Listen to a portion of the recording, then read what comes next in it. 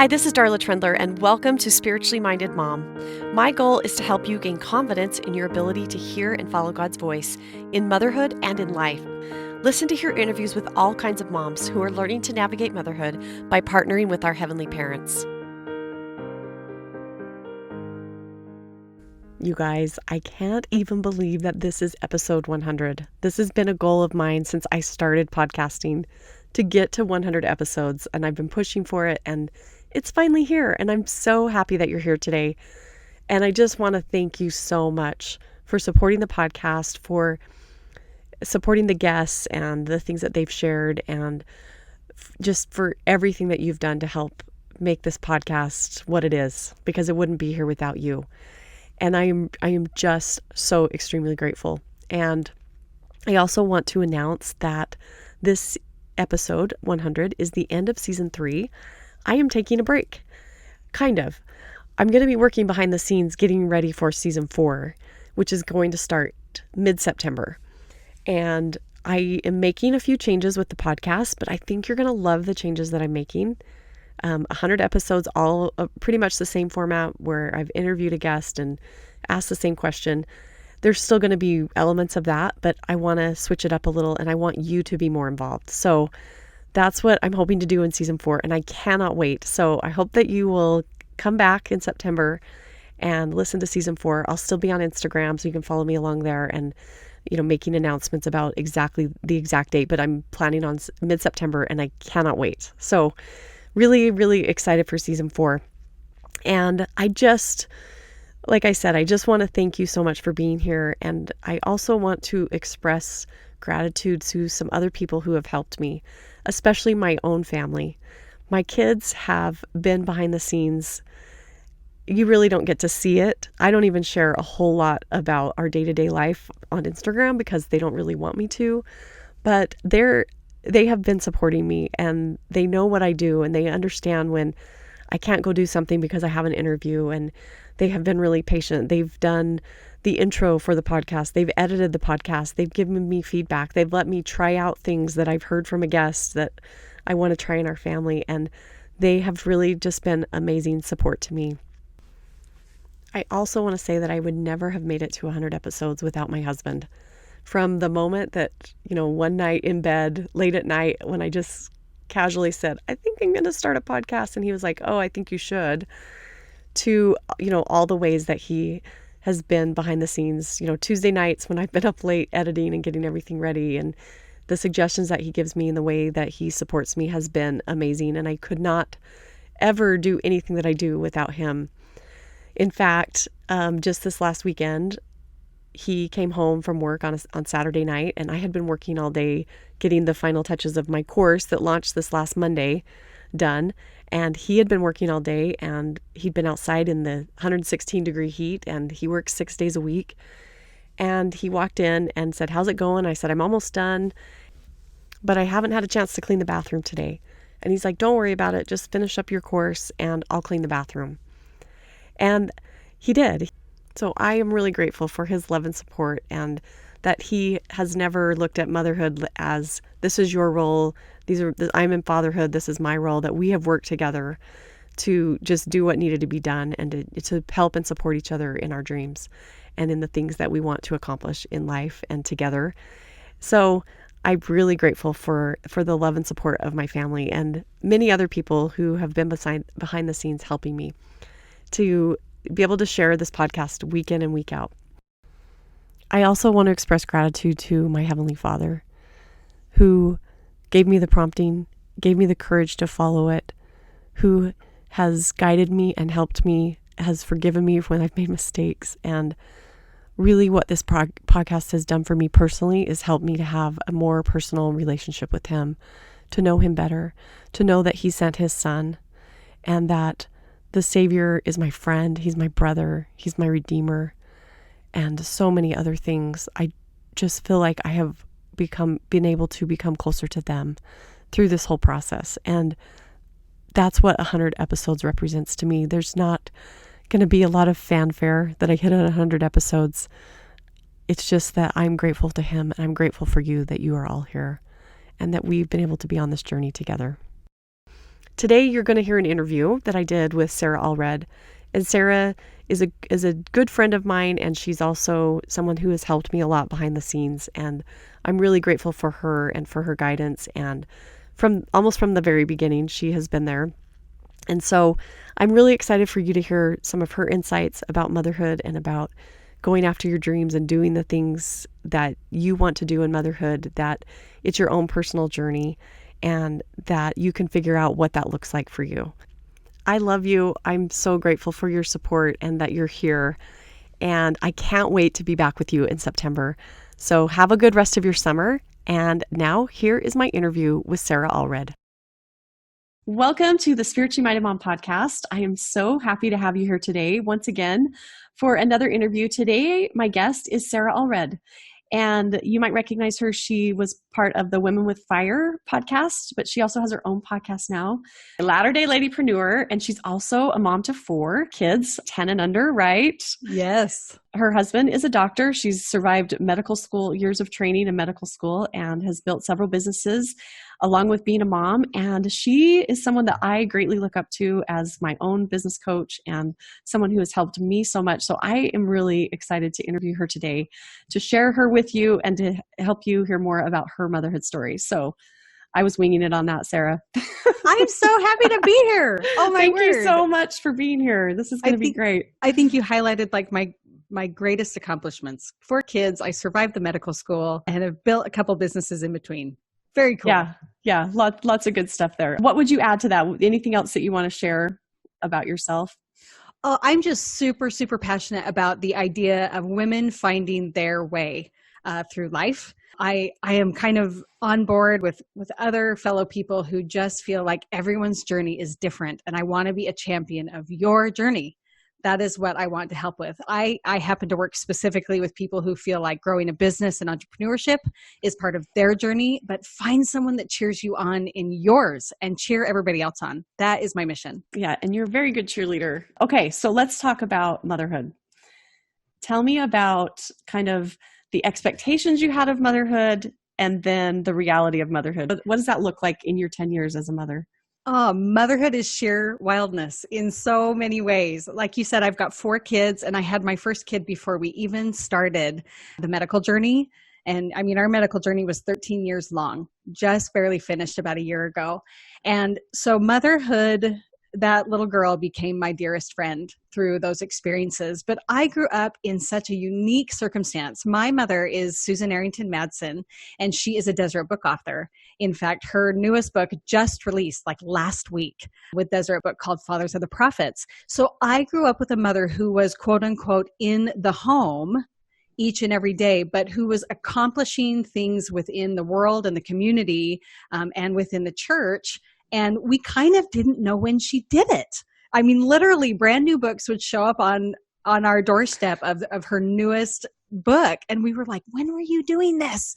And the reality is she was doing it at night, at nap time, and at school time. She was nurturing herself that way. And I always saw my mom push herself and try and contribute in small ways within her quote unquote visiting teaching of the days, but then in bigger ways when, I mean, her book, I Walk to Zion was a #1 bestseller for a long time at Deseret Book. So I saw a mother that was constantly grabbing for those opportunities to learn and grow. And I tell you what, all 4 of us, she has 4 daughters, all 4 of us have carried that on in our own way. We're all working in some form within the home. And so I think I had an awesome example set in front of me, and I'm forever grateful. I know that's rare. Yeah, I think that's really rare in the generation that you grew up to have a mom that was doing that. And then you followed in her footsteps, and so have your sisters and doing that. So what have been the challenges of doing it though? Like, you know, things aren't exactly the same as they were when your mom was doing it. What have been the challenges of trying to be an entrepreneur and raise kids and, you know, support your husband through medical school? Sure. I think in general, for me personally, it has been a very lonely journey. Medical school was very lonely. We joke about how my husband's last year of medical school, he got 4 weekends off total. Weekends were not a thing for us together as a family. And so I found myself sometimes creeping into that mode of seeing families together at church, which just wasn't our thing for like the first 8 years of our marriage. It just has not been our thing. And I constantly got into this period of like, why me? Woe is me. Why am I always alone? No, church isn't great for me right now because I'm always alone, kind of a thing. And entrepreneurship became my saving grace, in which I found myself and I found a community of people, and I found results and wonderful friendships through that process. I think I can probably echo with a lot of women that find, what does a really righteous, committed woman of God look like as a mother? What does that look like? Does that include a business, a profitable business on the side? Does it? Does that include trips away to conferences? Does it? And asking that question over and over and over has brought a lot of guilt initially, that this is not what I think in the handbook it should appear to be. And then as I've surrounded myself with people who have made huge impacts in the world and in the home, I have found patterns that, like I said earlier, everyone has their journey. And I feel totally peaceful right now that my journey is entrepreneurship and motherhood. And I sit fully, strongly committed to that journey right now. The guilt was real, but now the peace and the drive are as unstoppable as they've ever been. Okay, I love that. I had an experience with my own daughter where she was in a BYU religion class, and she called me one day so excited, and she's like, Mom, the family proclamation says you have to nurture your children, but it doesn't say how. And I said, Bingo. yeah. And she was like grappling with, as a 19-year-old, I have all these dreams and things I want to do, but I want to be a mom too. And how do I do that? And I'm so grateful that she learned, yeah, it's my own journey and I can figure that out. And it sounds like that's where you've come. Like you've figured out that I can be a mother and I can be an entrepreneur, and that's okay. True. And I think we get into this whole idea of what are best practices, right? What are best practices of a mother who is a committed Latter-day Saint as well? And that those best practices are what can sometimes constrain us because we're not looking at the whole. And most importantly, in President Nelson's own words, are we hearing him according to what our journey is? Your daughter will change the world. Yes, I would never have realized that at her age. Never. I wasn't raised that way. It just was a different time. Totally. And the idea of nurturing is so fascinating. I have studied this to the ends of the earth. This has been the word I have studied since the beginning of 2020. And something that always comes to mind is when we nurture, we are in some way comforting those that are in hunger or in lack. Right? And when we look back at the pioneer days, there was a lack of food and resources and homes and, those kinds of communities. There was a lack. And so they nurtured through gardening and through serving and through sewing for each other and building and sacrificing for the temple. And I look at my day and I look around at my kids and my communities, and what are people hungry for? What are kids hungry for, or what are they lacking? And often that can be motivation or creativity or, drive or friendship, or what are they lacking, and can you as a mother nurture them in that way? And I feel like my mother was ahead of the mold in so many ways, because watching her do signings at Deseret Book lit a fire in me. It fed me. It nurtured me. Watching her be able to, pay off our car and take us to London for a month because of the sales of this incredible book, it nurtured me. It lit a fire in me because my mom was on fire that way. And so find what brings you to your very, very best and nurture with it. And it may not be what you originally thought it was. Go after it. I love that. What do you say to the mom who's starting to feel these little nudges, like I need to do something that maybe is not as traditional, or maybe not what I thought, or what my mom did, or whatever, and have something outside of motherhood, but they're feeling the guilt? Like, how do you get from that guilt to where you feel now you have peace and you can do both side by side? Oh, my word, Darla. First, the most important thing is I feel for you. That's the most important Mhm. thing I can tell them is I have felt it. And every mom that is not an entrepreneur has felt it. And every mom that is an entrepreneur is feeling it because it always feels like it is not enough. And so I would recommend three things. Number one, find patterns of extraordinary women. What are the patterns of extraordinary women? What do they look like? What do their days look like? What does their spiritual habits look like? Find patterns of women who are accomplishing the things in whatever arena you hope to do and find the pattern. That's the first thing I would do. Find those people. The second thing that I would do is I would ask yourself simple questions when the guilt comes in. For example, whenever I do my webinar weeks, I call them my hustle weeks. I hire a nanny for my kids to be here so that I can be totally present and not worry. And the minute that you are a Latter-day Saint and the word nanny comes into your world, there's an obvious reaction of guilt, right? Because we shouldn't have nannies, right? That's written somewhere in the scriptures, Darla, I'm sure, right? Right. Okay. I know I make it a huge dramatic deal of this, but the minute that happens, I literally journal this. I'm a huge journaler, okay, in my business. And I write down, does having a nanny during my hustle weeks make me a bad mom? And then the question you ask yourself is it true? Is it true? Are my kids lacking? Well, I could hook them up to the TV for 3 hours instead while I webinar. I guess I could do that, or they can go swimming with the nanny or go to the museum, right? You really have to go through this process of learning why you're feeling what you're feeling. So go in, say the statement, I'm a bad mom because I hire a nanny, and ask yourself, is that true? And does God think it's true?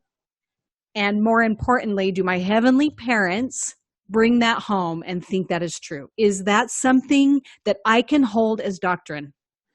And I think that you will actually find that, especially in the most recent conference addresses, and as we are studying the incredible heroes of the Book of Mormon, that the core of people is where the doctrine is held, not in the nannies, not in the dynamic of what kind of mom and what they loved and what they didn't love and what they wore. It came down to the core of who they were and knowing who they were.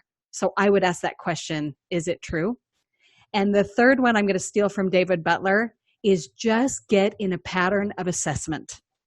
If you have got the Spirit with you and you are hiring a nanny right now, I'm just going to use that as the example, constantly assess, write it on your calendar. The first of every month, I'm going to assess my kids physically, spiritually, emotionally, mentally. I'm going to look at them and see, is there a way that I am not nurturing them that needs to be adjusted? And I think with those three things, you can be at peace with your journey. Okay. I love all of those things. So the first one is to find women who are doing this well and that you can emulate. So where do you find those women? How does that work? Where are they? Yeah, great question. Great question. As you know, in my business, I fully stand behind the idea that you don't have to be the first to do something to be important at doing something, or great or impactful. I guess I should say impactful instead of important at doing something. And so I call it the ripple. You want to be part of the ripple. And that's where this stems from. Like, find the people that have started the ripple, right? That have worked professionally or are, in entrepreneurship, and establish those things and be part of that ripple. And my goal actually with my podcast is to provide people, like get people in the spotlight that are part of this ripple, because there are not many. That was my initial feeling. Right. And I do feel like we're not super visible. And so that is kind of my goal right there. But we've had major accomplishments done by members of the Church of Jesus Christ of Latter-day Saints who happen to be women that we just are not seeing on a consistent basis. So I would look through our old podcast of the Women with Fire, look at all those people that are in the middle of entrepreneurship that were guests there. That's a list for you to start with. But even more importantly, let's say you really, really love the General Relief Society presidency. I think you will find, as you dig into that presidency and as you dig into the Young Women's presidency or the Apostles' Wives, you're going to find very, very diverse journeys, but a lot of patterns on what their home lives look like and what their spiritual lives look like that you can emulate to make your journey happen. Okay, I love that. To find those women who are doing it and look for the patterns that they're using, look for the ways that they're using their time and all of that. So I want to go back to this thing that you said about assessing. So how do you do that? What does that look like for you when you assess your children? Yeah, so this has been actually a long-term part of my life. I actually got the idea originally from Portier. Is that how you say her last name? I know she's a friend of yours. Yeah. Okay, she's part of your amazing class that is coming up. So she has a blog called 71 Toes that I followed for forever. And she talked about having actual formal like date nights where you go out with your husband and you assess all of the areas of each of your kids.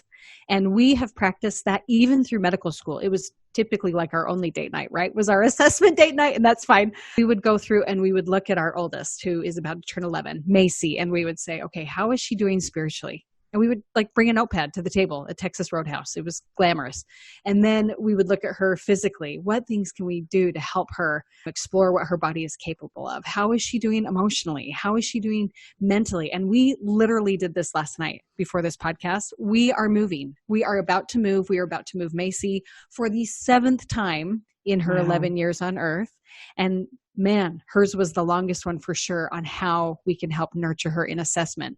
But as part of that assessment, it always pulls into play what impact my business and his work schedule are having on our kids. And sometimes that means, hey, I think that we can have a little bit more freedom in hiring someone to help so that I can accomplish the things that I want to, and so that they can be nurtured in those settings. And sometimes when we feel like something is lacking, I have pulled back and I have said, I'm not going to launch when I thought I was going to launch. And we try to nurture that. It's not perfect, but it has been consistent. And I think that it's not that I've lived for 10 years without mother guilt, right? But I have lived for a long time of assessment and adjusting. And man, it looks very, very different now than it did when I started. What a great practice to start when your kids are young and to be able to really recognize with your partner, what are their needs? How can I help them? What do we need to adjust? And just always looking for those ways that we can do better and meet the needs of our kids. Well, and think of the bonus of the partner, whatever partner is not home as much, for the ability for them to have a glimpse on what you're observing. I just think it's a good practice. Yes, I think that is really valuable. Great advice. So what do you think have been the blessings that your kids have received because you are this mom who is pursuing her dreams and trying to help other people? How have you seen that help your kids? Oh man, I hope in the next life maybe I get to see a full picture, right? In what the impacts have been.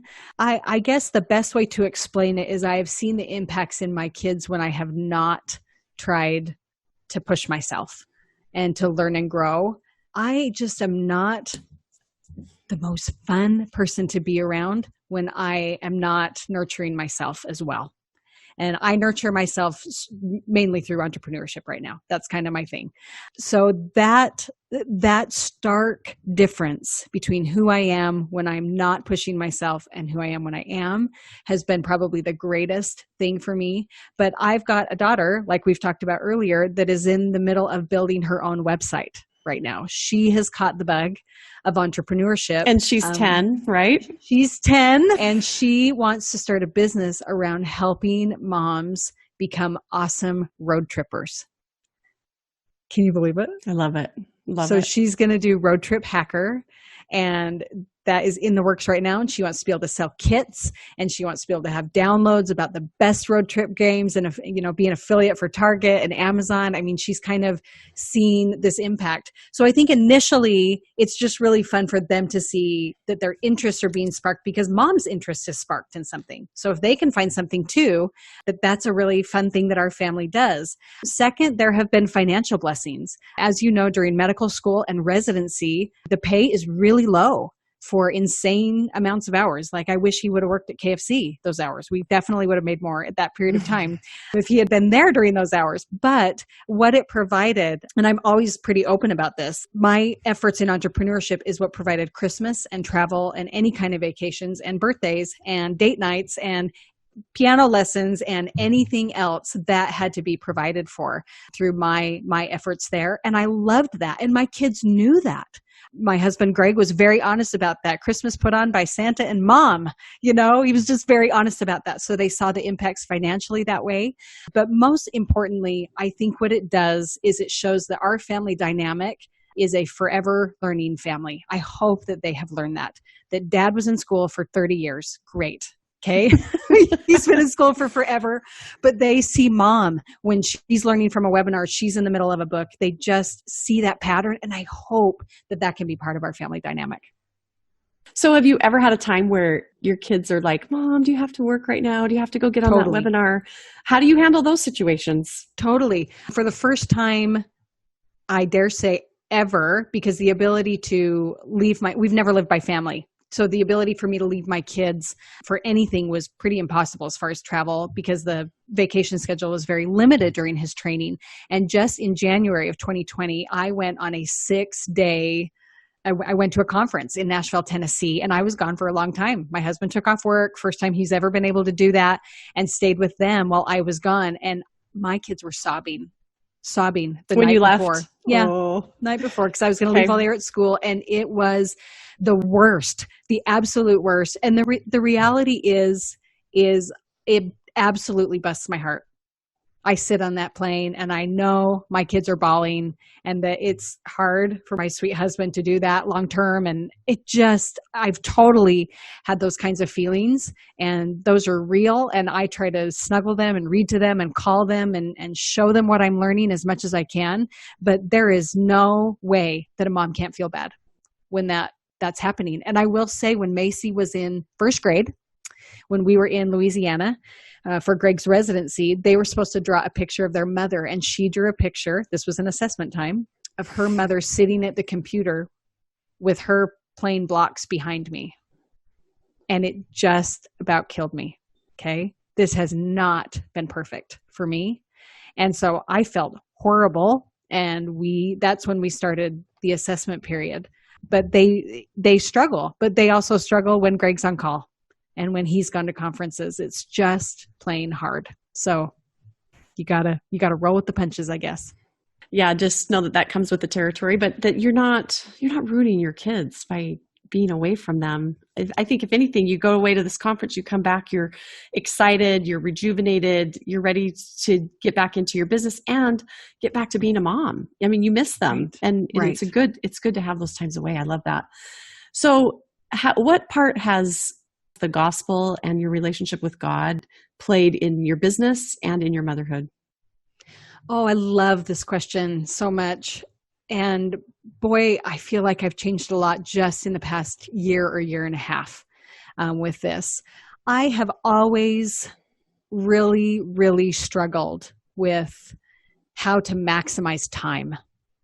I knew that I could probably squeak out a couple hours a day and do something impactful, but I didn't want to squeak out the 9 to 5 or the 10-hour day or something like that to learn and grow in my big dreams. And so I really, really struggled with not being able to be consistent in business, that things would peak and then they would dive, and then they would peak and then they would dive, because I just couldn't be consistent, because a kid would get sick and then I'd have kind of some resentment of like, oh, I had this thing planned and I couldn't show up and I wasn't able to keep commitments. And it was a really tough spot to be in, that I just felt like I knew consistency mattered and I couldn't show up how I wanted to show up, right? And it's always Nephi that has the answer, right? It is always Nephi. And I knew without a doubt, I have had some incredibly sacred experiences regarding entrepreneurship that I know God is pleased with where I'm at, okay? With that desire, okay? He wasn't pleased with where I was at this exact moment of not being consistent, but I have had very sacred spiritual experiences in that realm. And so sitting in that realm, knowing that the calling came from God and that He wanted it to succeed as much as I wanted it to succeed, I had to go with Him and be like, but there's no time. And I can't be consistent, and I'm not able to show up how I'm supposed to show up, and I can't keep commitments and all this kind of stuff. How is this supposed to happen? And so I took Nephi at his word when he says, when the Lord asks you to do something, it's going to be provided. And so I went on a journey for about a year and discovered systems, literally specific systems that you can put within a business, that when you put in a whole bunch of hustle and you get the system implemented, that it can roll behind the scenes. And I'm literally at a point right now where I work a maximum of 3 hours a day, maximum. When I have a hustle week, it's longer and I'm able to hire a nanny. But right now I work between 2 and 3 hours a day and I don't work on Fridays. So I'm able to push through that now because of learning these systems. I call them funnels. Everybody calls them different things. But with my combination of something I call the content machine and funnels, that was the path for me to be able to be at home, work limited hours, be as profitable a business as I've ever been, because I feel like the Lord was able to provide those systems for where I sit. And quite literally, 5 years ago, this was not possible. These systems were not possible. This kind of reach was not possible. And so I think as we open our eyes to the systems that are available, that can allow us to get that impact out there to tens of thousands, if not millions of people, that has been the eye-opening spot for me to say, this is possible because of the systems that I've been led to. How did he lead you in that direction? Good question. Good question. So I was really kind of at a breaking point. I was trying to sell a business and I was trying to determine whether to keep doing business, right? And it was very much like a why moment for me. You and I love talking about why moments, right? I believe that Satan dwells very firmly at the why, at these decision points. And so I was saying, look, I can't do this. Okay, I can't do this. I can't be inconsistent. I'm letting my kids down because I'm mad when they get sick at school and I have to go pick them up. That's not who I want to be. And then I'm not able to show up for clients the way I want to be. Like, it's got to be, I kind of felt like it was an all or nothing moment. And so I kind of threw out that Hail Mary to Heavenly Father and just said, what am I supposed to do? What am I supposed to do? And then I had a dear friend of mine who called me and she said, hey, I've got a buddy pass for a class. Would you be willing to take a class with me? And it was a really expensive class. Like, it was thousands of dollars. Okay. And I was like, well, okay. And it was quite literally the very end of my bank account, my business bank account. So we went in and it was a $5,000 class and we learned the foundations of funnels. And as I was seeing it, all I could see was what was possible. Like, taking that class was a spiritual experience for me. I'm sure the instructor did not intend for it to be, but all of a sudden I was seeing possibility of how I could help more people in a better way than I had never been able to help before, and how I could help people who had no money and I could help people who had lots of money be able to build their businesses. And I was like, this is possible. And it absolutely lit me up in that moment. And as I started to look at the principles behind funneling, which, my goodness, you're never going to hear a podcast where I talk about the Church of Jesus Christ of Latter-day Saints and funnels as much as yours right now, Darla. But what I've discovered is that it's actually the best way that we can do missionary work. It's the best way that we can build friendships. And it's also the best way that we can build business. It's all framed around this amazing work of funnels because it helps people be able to progress wherever they are in their lives. I love how he's guided you and helped you, gave you a mom, starting clear back, to how you grew up, gave you a mom that could model that for you and guided you on your path. And now you're able to go out and help so many other women have that same experience. And personally, I'm really grateful. But I have loved talking to you. And I do have one final question for you. And that is, how have you seen and felt your heavenly parents as your partners in motherhood? I love this question so much, and it's so tender in so many ways. Being able to sit in the victories of motherhood has been richly rewarding for most. Sitting in the darkness of motherhood, I think, calls into question, who am I? Whose am I? Why do I feel this way? Is something that is not talked about enough, I think. And I have felt so deeply that our heavenly parents want our lives to be richly abundant. And that is going to mean something different for you than it may for me.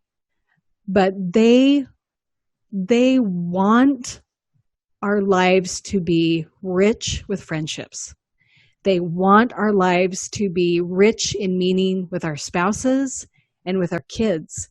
They also want us as moms to feel that richness in every stage of life. I don't believe in the idea that there are seasons that have to be totally unhappy and thin. I believe that they want us to feel their presence and their abundance in every single stage of motherhood. And so my journey has been, how can I find them? How can I find them when I have littles? How can I find them when I'm alone a lot? And now how can I find them when I'm starting anew in a new place, in a new phase of life? But that has been a really, really sacred experience to realize that while they see us suffer, I really believe they want us to be richly and abundantly happy and to seek for that connection with them, even when you're suffering. That is the God I know. That is the Heavenly Mother that I know, that they are cheering us on and that they want us to feel that richness. And so that has been the way that I have felt most lifted, is that that's what they want for life. So beautiful. Thank you so much for sharing that and for being my guest today. I am really grateful. Thanks, Darla.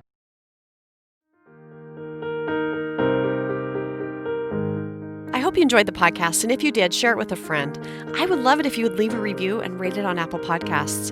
This actually helps more moms to find the podcast and to gain confidence in their ability to hear and follow God's voice in motherhood. For show notes, resources, and information about courses to help you be more spiritually minded, head over to spirituallymindedmom.com. For more motherhood inspiration, follow along on Instagram @spirituallymindedmom. Have an amazing day, and remember, you are a beloved daughter of heavenly parents who want you to succeed and who want to be your partner in motherhood.